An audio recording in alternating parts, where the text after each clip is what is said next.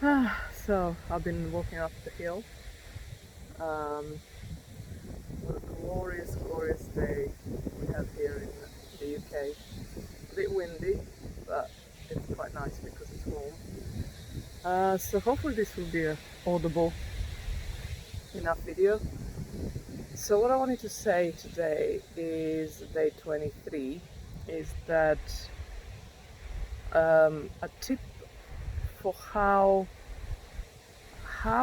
to use your mind and language to evoke and conjure up, like a magician, your the reality that you would like. So, and it's in one word, or in a nutshell, it's to have imaginary conversations. So what I mean by that is, so this is in my case, it's always about relationships, really, for me. That's where I practice it the most, and I've seen the most results, the best results, or the clearest. I can measure it most easily. It's most obvious.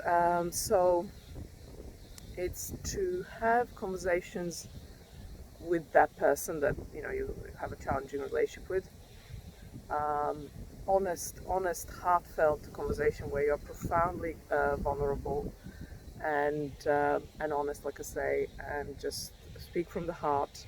But because they're not there literally with you, you can just, the fear of being hurt or seen and feeling therefore shame, humiliation, or whatever guilt, or whatever you might feel of the reasons you're not having that conversation in real time, real life, in person, as it were, all are gone basically because it's an imaginary conversation. You're, usually good to have like a point. You can even use a doll or something. I don't usually. I just kind of have a pick a spot, on the wall or on my desk or wherever, and then I just kind of talk to it. Or you can have a photo of them, in front of you.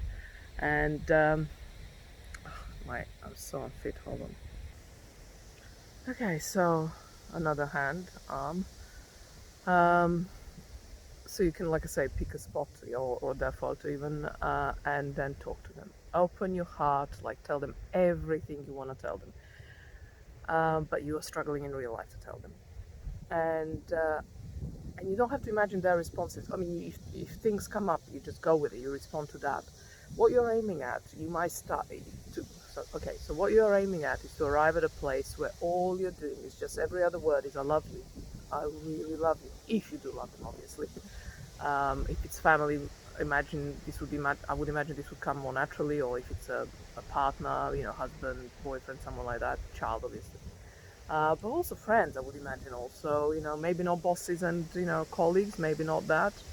But then if not, I love you. Then it's like, you're great. Or I really think, it has to be honest, obviously. But my point is, you have to arrive at a place inside you where this conversation comes from them joy, almost, like, because now, after, and this could be weeks and weeks of you talking to them like this, you're now just still going over the ground that has been contentious, but now it's like you can just feel that you're in agreement. They got you because you have, as you spoke to them, you have clarified your case to yourself, obviously, and then to them, metaphorically speaking. You basically arrive at the place energetically where it flows out of you and it's joyous and it's like, and then it's that and then it's that, and you just kind of like speak from that openness. Your body language is open, your face is open, your voice is bright and light and deep at the same time, but light as in it's not dense, it's not thick. And then, but you're usually, so that's the end, that's what you're aiming for. But oh my god, my arm is just killing me. Hold on. I need to really figure this out, how to strengthen my arms. But you're starting, like I said, this could be weeks or months before you actually arrive at this point. Depends, on the relationship and how long, what the history is and all that. But essentially, you arrive you start from the place where you could be. Don't judge yourself. Do not judge yourself. Just let it all out because there's no one. The person isn't there. You can't literally harm them, or you can't be, offensive to them. You can. You are, but you're not. They're not there. So there is no that responsibility anymore on you, on the consequences and on. So just let it all rip, let it all come out of you. Scream, hit them if you need to, just get it all out. And ideally, so what the work here is energetic, and I believe the other person, depending on their sensitivity, and if they're in a physical vicinity to you, so if you live with them, then it's obviously choosing times when they're not around and all that.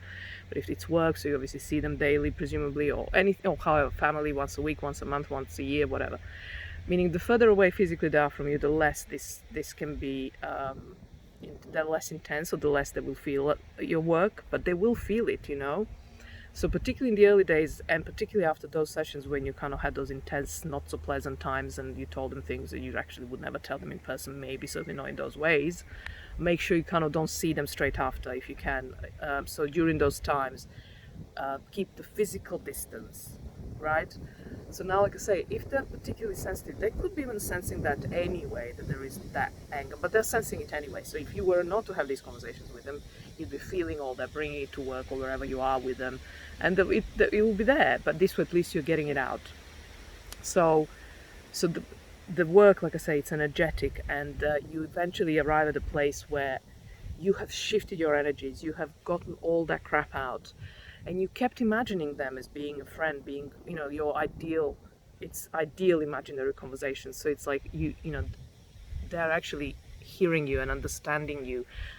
So make sure that you are getting that. You are aware of that. That's your criteria, that you feel that they're getting you in this imaginary world, in this imaginary conversation.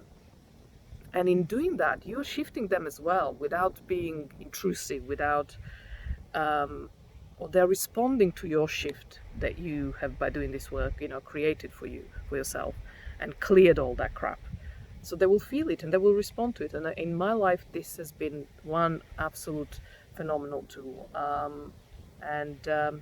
Yeah, just magic, really, kind of like magic. So I think that's that. Let me see. Yeah, that's that. Just thought I'd show this. See why I'm so deeply grateful for the life I have. I adore it and adore my world. It's just stunning. Yeah. Okay, see you tomorrow, day 23.